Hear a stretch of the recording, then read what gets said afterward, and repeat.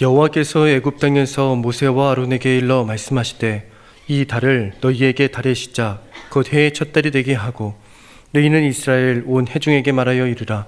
이달 열흘에 너희 각자가 어린 양을 취할지니 각 가족대로 그 식구를 위하여 어린 양을 취하되 그 어린 양에 대하여 식구가 너무 적으면 그 집의 이웃과 함께 사람 수를 따라서 하나를 취하며 각 사람이 먹을 수 있는 분량에 따라서 너희 어린 양을 계산할 것이며 너희 어린 양은 흠없고 1년 된 수컷으로 하되 양이나 염소 중에서 취하고 이달 열흘 나흘 날까지 간직하였다가 해질 때에 이스라엘 회중이 그 양을 잡고 그 피를 양을 먹을 집 좌우 문설주와 임방에 바르고 그 밤에 그 고기를 불에 구워 무교병과 쓴 나물과 아울러 먹되 날 것으로나 물에 삶아서 먹지 말고 머리와 다리와 내장을 다 불에 구워 먹고 아침까지 남겨두지 말며 아침까지 남은 것은 곧 불사르라. 너희는 그것을 이렇게 먹을지니 허리에 띠를 띠고 발에 신을 신고 손에 지팡이를 잡고 급히 먹으라. 이것이 여호와의 유월절이니라.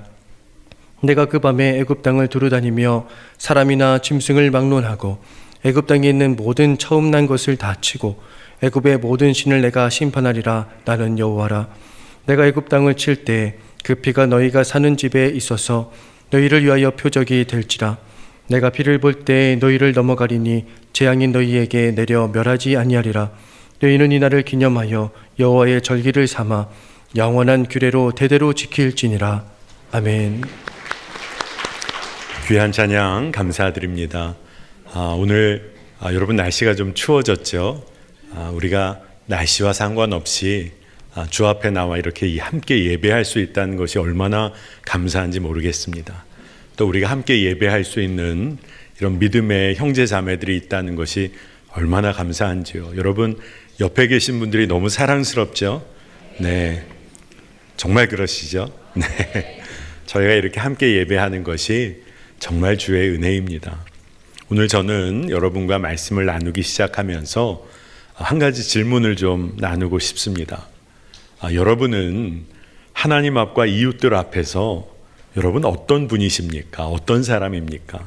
좀 어색한 질문일지 모르지만 여러분은 어떤 성품을 가지고 어떤 삶의 방식을 가지고 사는 분들이십니까? 우리가 진짜 누구인지를 우리는 정말 알고 있는 걸까요? 오늘 이런 질문 앞에 우리가 먼저 서기를 원합니다. 인디언의 복음이라는 책이 있는데 The Gospel of the Red Man이라는 책이 있습니다. 이 책에 양파 파는 노인 이야기가 하나 담겨 있는데 멕시코시티의 대형 시장 한 구석에 포토라모라는 노인이 늘 그곳에서 양파를 팔아왔습니다. 매일 약 20개의 양파줄이 노인 곁에 늘 놓여 있었고 그것을 팔았던 거죠.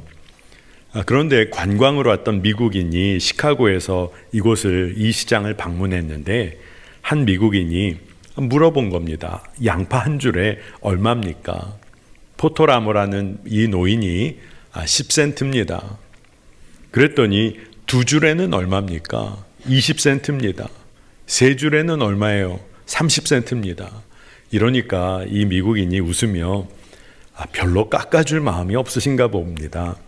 세 줄에 25센트 안 됩니까? 그랬더니 이분이 안 됩니다. 인디언 할아버지가 그렇게 말을 했다는 거예요. 그래서 이 방문했던 미국인이 그러면 갖고 계신 20줄, 이 20줄 다 사면 얼마입니까? 그랬더니 이 노인이 20줄 전부 팔 수 없습니다. 안 됩니다. 왜 못 팝니까? 그랬더니 이 노인이 자기 이야기를 하는 거예요. 나는 양파 파는 것을 통해 인생을 살러 여기에 나왔습니다. 나는 이 시장을 사랑합니다. 북적대는 사람들, 햇빛, 흔들리는 종려나무, 그리고 찾아와서 나에게 이야기를 거는 페드로와 루이스, 자기 아이들 이야기, 농작물 이야기를 건네오는 사람들. 그래서 그 친구들 내가 모두 사랑합니다. 나는 그들을 만나고 삶을 나누기 위해서 이 시장에 나와 양파를 파는 겁니다. 그래서 하루 종일 여기 앉아 있는 거고 양파를 파는 거지요. 그런데 한 사람한테 양파를 한꺼번에 다 팔고 나면 나의 하루는 그걸로 여기서 끝이 납니다. 사랑하는 내 삶을 잃어버리는 겁니다. 그래서 난 그럴 수가 없습니다. 당신에게 20줄 다 팔 수 없습니다. 이런 이야기가 기록이 되어 있습니다. 여러분, 이 이야기를 들으시며 마음이 어떠세요? 여러분은 양파 20줄 순간에 다 팔 수 있으면 빨리 팔아서 그 돈으로 오후에 여유를 즐기고 싶은, 홀로 즐기고 싶은 그런 분이십니까? 아니면 이 노인처럼 양파 20줄을 파는 그 과정을 통해서 허락하신 삶의 순간들, 그 순간들의 깃든 의미, 하나님의 섭리를 발견하기 원하는 그런 분들이십니까? 우리는 우리가 누구인지, 우리가 어떻게 살고 있는지를 점검해 봐야 합니다. 유대신학자 아브라함 헤쉘이라는 사람이 있는데 이분이 이런 말을 했습니다. 모든 존재의 비밀은 그 속에 쏟으시는 하나님의 사랑과 관심에 있다. 모든 사건에는 성스러운 것이 담겨 있다. 이런 말을 했어요.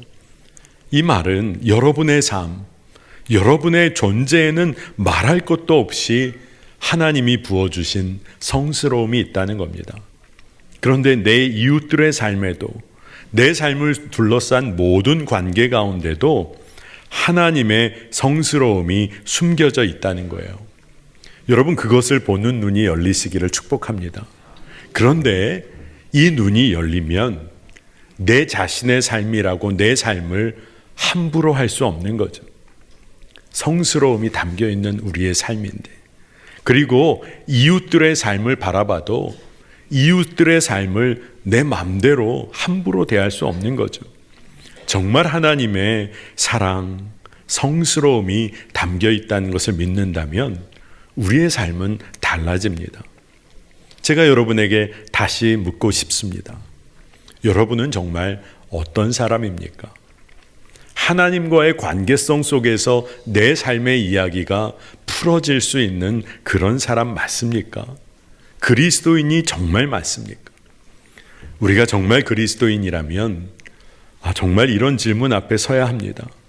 무엇을 의지하며 내가 지금 살고 있나? 내가 무엇을 소유하고 살고 있나? 그런데 이 질문들은 거꾸로 질문해 볼 때 더 명확해집니다. 나는 무엇을 소유하지 않은 사람인지, 내가 무엇을 의지하지 않고 있는지, 이 질문 앞에 우리의 자신이 더 잘 드러날 때가 있습니다. 우리가 세상과 어떻게 구별된 삶을 살고 있는지, 정말 세상 가운데 믿음의 승리를 정말 살고 있는지 우리가 살펴야 하는 것이죠. 여러분, 어린 시절에는 정말 남들 부러워하는 장난감 하나 손에 들고 있으면 세상을 다 얻은 것 같은 때가 있었습니다.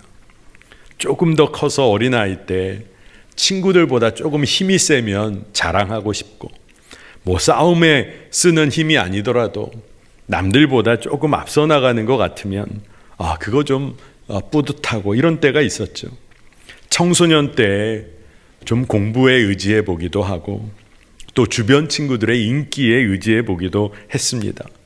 여러분, 아마 대학 때 청년의 시절에 이성 친구의 마음을 다 쏟아보기도 하고, 그리고 졸업 후에 진로를 개척하며 소위 세상이 말하는 성공한 결혼, 성공한 직장 의지하며 살기도 했잖아요.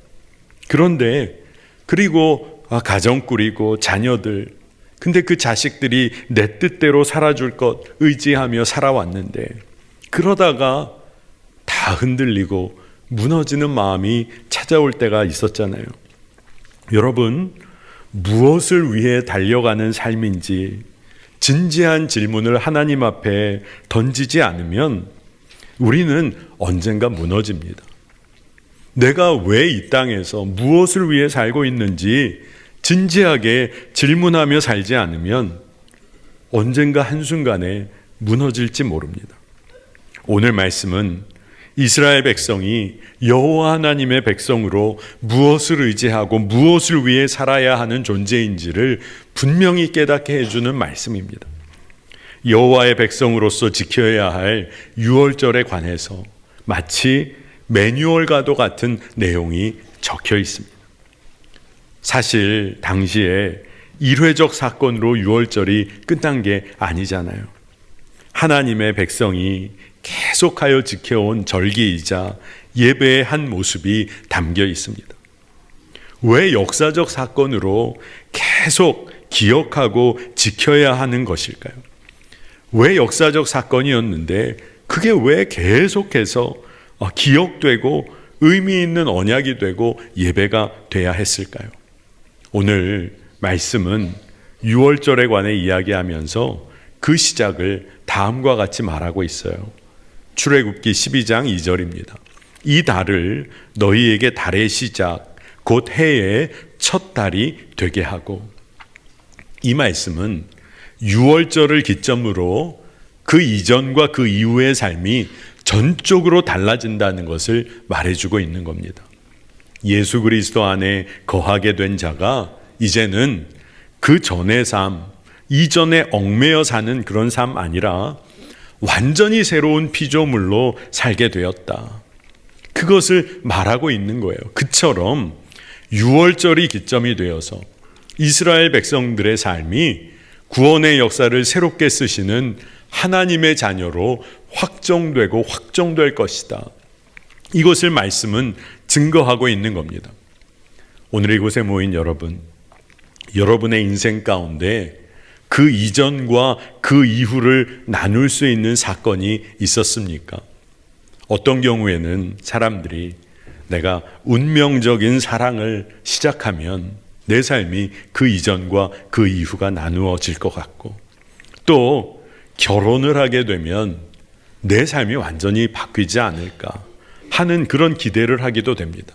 아마 이곳에 많은 분들이 자녀를 얻은 부모님이시죠. 여러분, 부모가 된 순간에 그 이전과 그 이후의 삶은 극명하게 나뉘는 그런 경험을 하셨을 겁니다.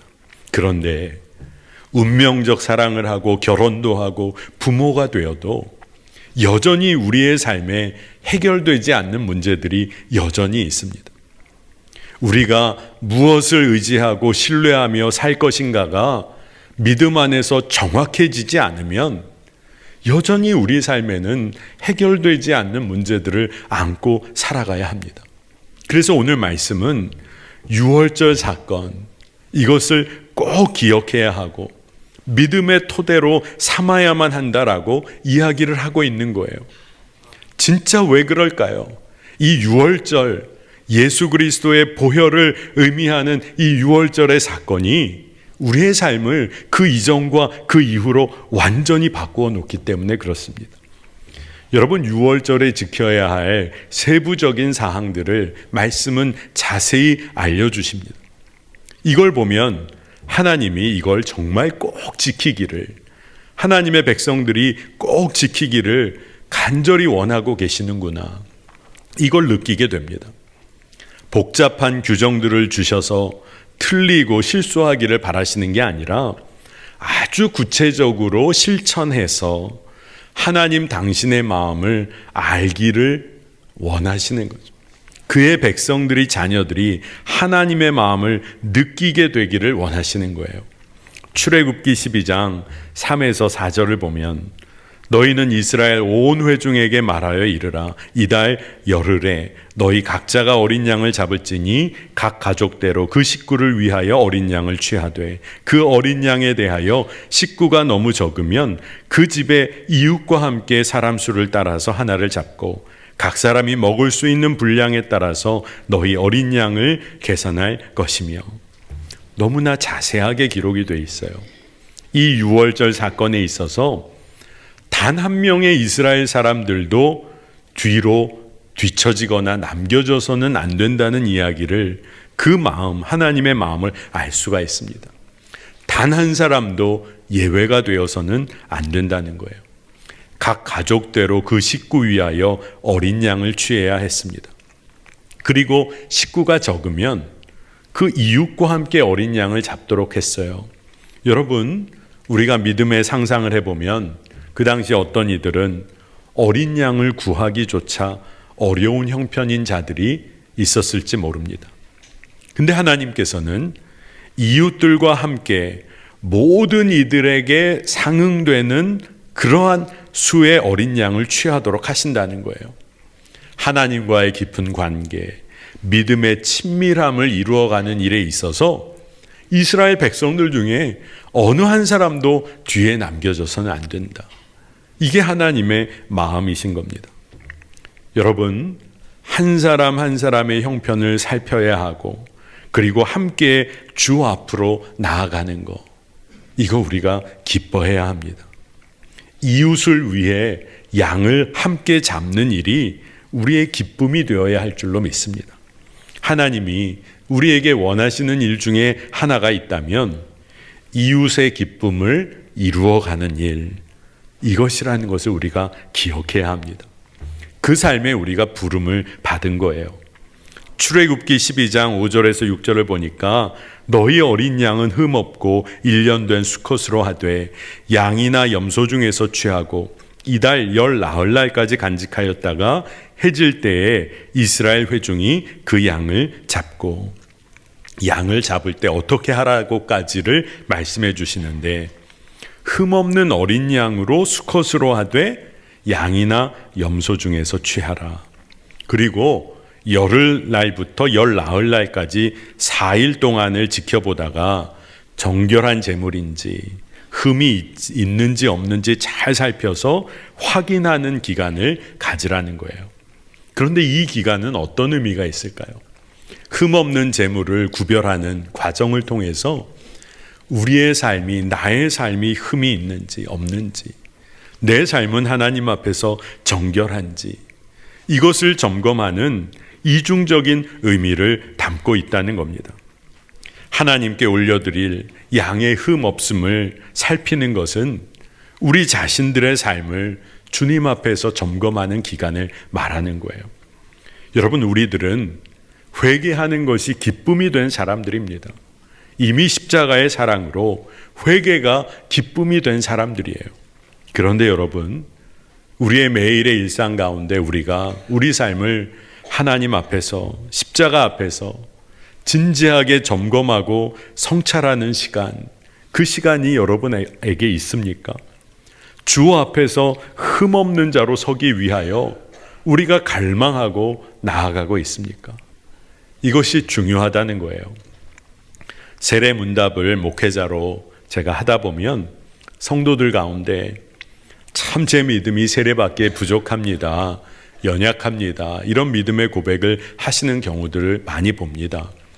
그때마다 저는 참 귀한 고백이지만 제가 다시 한번 묻기를 원하는데 하면서 질문의 핵심을 강조해 드려요. 당신은 흠없는 자로 주 앞에 서기를 갈망하십니까? 지금 믿음이 연약할지라도 앞으로 믿어지는 은혜, 크고 강한 믿음, 담대하고 거침없는 믿음을 소유하기를 갈망하십니까? 그렇게 다시 묻습니다. 여러분, 지금 우리의 모습이 중요한 것이 아니라 앞으로 하나님이 이끄실 것에 관하여 믿느냐는 겁니다. 믿고 싶냐는 겁니다. 지금의 우리의 삶의 모습과 능력이 아니라 나는 여전히 허물과 죄로 죽었던 너무나 연약한 자이지만 내 마음의 중심이 하나님을 의지하고 신뢰하며 갈망하고 있느냐는 겁니다. 여러분, 우리의 마음에 주를 향한 갈망이 있는지를 점검해야 합니다. 유월절을 지킬 때 어린 양의 피를 바르고 그 고기를 먹어야 했습니다. 사실 유월절을 지키는 규정이 굉장히 까다로운 것 같지만 사실 자세히 살펴보면 어떠한 조건도 필요하지 않은 것을 봅니다. 조건이 하나 있다면 하나님이 알려주시는 말씀에 그저 순종하려는 마음과 태도가 필요할 뿐입니다. 피를 문설주와 임방에 바릅니다. 그리고 그 고기를 애굽에서 살면서 먹던 방식이 아니라 하나님의 말씀대로 취하라고 성경은 이야기를 해요. 무교병과 쓴 나물을 먹습니다. 여러분, 이스라엘 백성들이 애굽에서 노예와 같은 삶 살았지만 사실 애굽이란 제국에서 산 거예요. 그러니 늘 이스라엘 사람들이 광야에서 정말로 자기의 삶을 한탄하며 애굽으로 왜 돌아가고 싶어 했을까요? 그냥 기본적으로 먹고 살 만한 부분도 있었다는 거죠. 그런데 그렇게 애굽의 삶에 익숙해졌던 삶의 태도와 가치를 다 버리는 시간을 갖는 겁니다. 하나님을 믿는 믿음조차도 왜곡된 부분이 있었다면 유월절기에 쓴 나물과 무교병을 먹으며 그리고 어린 양을 잡아 먹으며 그 피를 문설주와 임방에 바르고 애굽의 삶의 방식과 하나님을 진정으로 신뢰하는 그 믿음을 회복하는 것이죠. 여러분, 이 과정을 통해서 하나님의 말씀대로 먹으며 하나님의 말씀을 자신들의 살과 피가 되도록 체화시키는 과정을 거치는 거예요. 여러분, 우리가 무언가를 깨닫는다고 할 때 머리로도 깨닫고 사실은 우리의 삶을 통해서 깨닫게 됩니다. 머리로만 깨닫고 인식하고 인지하는 것은 컨셉션이라는 개념입니다. 머리로 인식하는 거예요. 그러나 우리의 오감을 통해서, 경험을 통해서, 우리의 지각을 통해서 깨닫게 된다. 이것은 퍼셉션이라는 개념입니다. 그런데 사실 우리의 전 존재를 통해서 알게 되는 것, 그게 진짜 중요하다고 유월절을 지키는 방식을 설명해 주고 계신 거예요. 이 어린 양의 고기 먹고 남는 것이 없도록 했습니다. 내장까지도 다 불에 구워서 그렇게 먹어야 했어요. 그런데 아침까지 남겨진 것은 다 불살라 없애야 했습니다. 그러니 하나님의 말씀이 우리의 삶에 완전히 녹아들어져서 버릴 거 없이 모든 것 우리의 삶에 드러나야 한다는 말씀을 주고 계신 거예요. 그렇게 먹고 유월절을 이스라엘 백성들이 지킬 때 말씀을 보니까 허리에 띠를 띠고 발에 신을 신고 손에 지팡이 잡고 급히 먹어야 했습니다. 그 얘기가 뭘까요? 빨리 떠날 준비를 하는 겁니다. 애굽이란 세상 한복판을 떠나야 할 준비를 하는 겁니다. 근데 이 말씀을 묵상하는데 두 가지 이미지가 떠올랐어요, 마음에. 첫 번째가 전도자의 이미지입니다. 마가복음 6장 7절에서 9절을 보니까 12제자를 부르사 둘씩 보내시며 더러운 귀신을 제어하는 권능을 주시고 명하시되 여행을 위하여 지팡이 외에는 양식이나 배낭이나 전대의 돈이나 아무것도 가지지 말며 신만 신고 두벌옷도 입지 말라 하시고, 정말 주님만 의지하고 말씀을 증거하러 나가는 거죠. 급히 나가는 전도자의 모습이 떠올랐습니다. 두 번째는 믿음의 전신갑주를, 하나님의 전신갑주를 입은 성도의 모습이 떠올랐어요. 에베소서 6장 14절 이하 17절까지. 그런즉 서서 진리로 너희 허리띠를 띠고 의의 호심경을 붙이고 평안의 복음이 준비한 것으로 신을 신고 모든 것 위에 믿음의 방패를 가지고 이로써 능히 악한 자의 모든 불화살을 소멸하고 구원의 투구와 성령의 검 곧 하나님의 말씀을 가지라. 아멘입니다. 통치자들과 권세들, 어둠의 세상 주관자들, 하늘에 있는 악한 영들에 대한 전투 태세를 갖추고 있는 성도의 모습을 드러냅니다. 그런데 유월절을 지키는 이스라엘 백성들의 모습 속에서 이러한 모습들을 떠올리게 돼요. 여러분, 유월절을 지키기 위해서는 어떠한 조건이 있었던 게 아닙니다. 어린 양의 보혈을 의지하는 것만 있으면 됐어요. 말씀을 더 깊이 묵상해 보면 우리에게 전도자로서, 사명자로서 우리가 서는데 어떠한 조건이 있을까? 그거 아니라는 겁니다. 그저 어린 양의 보혈에 의지하면 된다는 거예요. 모든 사람을 하나님께서는 전도자로, 사명자로 불러주셨다는 겁니다. 오늘 이곳에 모인 많은 성도님들, 저는 몸이 안 좋아서 저는 요즘에 어려운 일을 당해서 아니라는 겁니다. 어린 양의 보혈만 의지하면, 예수 그리스도와 동행함을 믿음으로 고백하면 우리 모두가 전도자요 사명자라는 것입니다. 여러분, 그 우리의 정체성 기억해야 합니다. 하나님의 말씀을 드러내고 증거하는 자가 바로 우리입니다. 영적 싸움의 한복판에서 하나님의 전신갑주를 입고 승리를 선포하는 자들이 바로 우리란 말입니다. 우리가 그것을 놓치지 말아야 합니다. 그 믿음 잃어버리면 세상에서 이리저리 방황하고 세상 기준에 얽매여 끌려다니고 어떻게 하면 세상 인정 받아보려고 애쓰고 노력하다가 넘어집니다. 절망하게 되는 거예요. 여러분, 하나님이 우리 삶에 목적하시는 바가 뭘까요? 그냥 애굽의 억압에서 출애굽하는 것에서 그치는 걸까요? 결코 그렇지 않습니다. 출애굽기 12장 12절에서 13절, 애굽의 모든 신을 내가 심판하리라. 나는 여호와라. 내가 애굽 땅을 칠 때에 그 피가 너희가 사는 집에 있어서 너희를 위하여 표적이 될지라. 내가 피를 볼 때에 너희를 넘어가리니 재앙이 너희에게 내려 멸하지 아니하리라. 아멘입니다. 여호와 하나님이 우리의 하나님이 되심을 드러내 주십니다. 보혈의 권세를 의지하는 집안을 살리십니다. 표적을 보여주시며 생명의 언약 되시는 살아계신 하나님을 드러내는 삶으로 우리를 부르신 거예요. 그저 생명 유지하는 부지하는 차원이 아닙니다. 왜 이렇게 유월절을 지키게 하셨을까? 그 당시에 이스라엘 사람들 중에는 아마도 상상해 보면 애굽에 빌부터 살았던 이스라엘 사람들 있었을 거 아닙니까? 모세와 아론 비웃으며 여호와 하나님 조롱했던 사람들도 있었겠죠.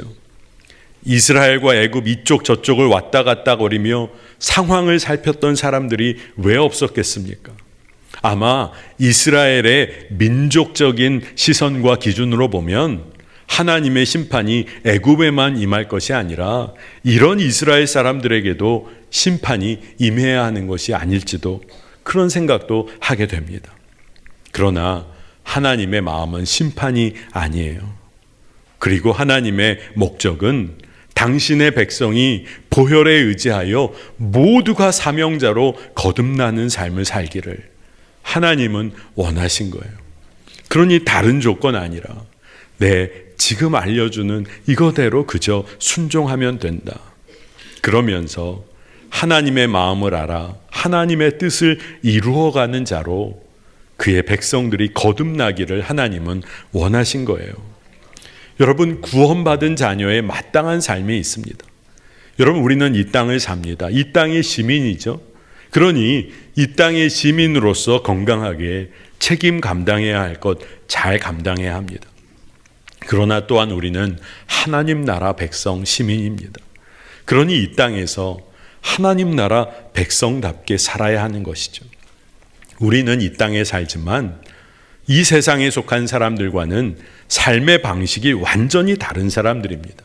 마치 우리가 외국에 사는 것과 같이 그 땅의 문화도 존중하고 책임을 감당하지만 결코 바꿀 수 없고 포기할 수 없는 하나님 나라 백성으로서의 삶의 방식을 가지고 우리는 이 땅을 사는 겁니다. 그러니 하나님이 우리에게 도전하시는 것이 있겠다는 마음이 들었어요. 말씀을 준비하고 기도하는데 제 마음에 세상을 향하여 어린 양의 삶을 살라. 세상을 향해 어린 양의 삶을 살아야 한다. 이런 도전의 마음을 주세요. 이유 없이 고난당할지라도 하나님의 뜻을 이루어가는 삶을 살아야 한다. 이유 없이 부당한 일 당하고 버림받는 듯해도 끝까지 하나님의 뜻을 이루어가는 삶 포기하면 안 된다. 그런 마음을 주세요. 아마 성도님들 중에는 그러면 세상이 불의해도 다 참으란 말입니까? 그렇게 질문하실지 모르겠어요. 여러분, 결코 아닙니다. 내 이웃들이 이유 없이 고난당하는 일이 없도록 우리가 고난당하는 삶에 초대받은 거예요. 내 이웃들이 부당한 일을 당하지 않도록 내가 오늘 부당한 일을 참아내며 불의한 일에 저항하는 사명 앞으로 우리가 부름받은 겁니다. 나와 내 이웃들이 세상에 버림받을지언정 하나님께 버림받은 자 되지 않기 위하여 우리가 이 땅을 담대히 살아야 하는 것입니다. 믿음으로 세상에 대하여 담대히 등을 돌려야 하는 것입니다. 여러분 두려우세요? 그렇지 않습니다. 끝까지 우리를 사랑하시고 품으시는 예수님께서, 임마누엘 하나님께서 우리와 함께 하세요. 십자가 보혈을 의지하는 자가 죽음의 권세 앞에서 살 수 있도록 인도해 주세요. 죽음의 권세가 하나님의 자녀들이 보혈에 의지하여 그렇게 붙잡았던 그 집을 죽음의 권세는 뛰어넘었어요. 여러분, 하나님의 마음을 깨달아 그 뜻을 이루어드리는 그 삶의 기쁨을 우리가 맛보며 살 수 있는 자입니다. 왜냐하면 우리의 삶의 방식이 뒤바뀌었기 때문에 그렇습니다. 유월절 어린 양의 보혈로, 십자가 예수 그리스도의 보혈로 우리의 삶이 완전히 달라졌다는 겁니다. 근데 우리가 세상에서 이것을 잊고 산다는 거예요. 그래서 오늘 말씀을 꼭 우리의 삶에 구체적으로 적용해야겠다는 생각이 들었습니다. 우리가 전도자이고 영적 전쟁의 최전선에 놓인 하나님의 전신갑주를 입은 자이구나. 이거 잊지 않고 삶의 방식과 습관을 세상에 내어주지 말아야겠다는 그런 마음이 품어졌습니다. 삶에 구체적으로 적용해 보면 지나친 소비, 지나친 유행을 쫓아 사는 삶, 그렇게 살면 안 되겠구나. 이미 지나치게 가진 것이 혹 있다면 나누고 또 나누며 살아야겠구나. 이웃과 함께 은혜 나누는 기쁨 놓치지 않아야겠구나. 필요 이상의 것 움켜잡으려고 그렇게 애쓰는 삶이 아니라 하나님만 의지해야겠구나. 쉼과 향락을 구별하는 삶을 살아야겠구나. 세상적인 안락과 안전함에 대한 느낌과 하나님의 품에 거하며 누리는 평강, 이것을 구별해낼 수 있는 믿음의 힘이 있어야겠구나. 영적인 감수성을 키워가야겠구나.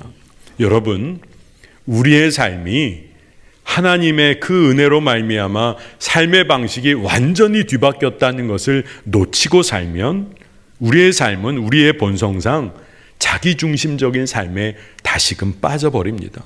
그러나 예수의 보혈로, 유월절 어린 양의 피로 우리의 삶이 완전히 뒤바뀌었다는 것을 믿음으로 붙잡으면 우리는 이제 하나님의 뜻을 이루어가는 자로 서게 됩니다. 전도자로 서게 되고 사명자로 서게 되고 하나님이 우리의 삶을 이끌어 가시는 줄로 믿습니다. 여러분, 오늘 이 믿음으로 기쁨 누리시기를 바랍니다. 이 믿음으로 세상에 매여있던 삶에서 자유함을 누리시기를 축복합니다. 우리 함께 기도하겠습니다. 하나님, 감사합니다. 우리가 하나님의 말씀에 순종함으로 늘 구원의 기쁨을 누리게 하시고 구원받은 자의 마땅한 삶을 살게 하여 주옵소서. 십자가의 보혈로, 어린 양의 피로 우리의 삶이 이제 완전히 뒤바뀐 자입니다. 죽을 인생에서 구원받은 하나님의 자녀가 되었습니다. 이제 일상의 문제, 삶의 문제에 매여 사는 삶이 아니라 우리가 말씀을 증거하고 사명 감당하는 자로 담대히 서게 하여 주셔서 우리의 삶은 주님이 책임져 주시고 우리의 삶을 통하여 하나님의 뜻만을 이루어가는 믿음의 용사가 되게 하여 주옵소서. 감사드리며 예수 그리스도의 이름으로 간절히 기도합니다. 아멘.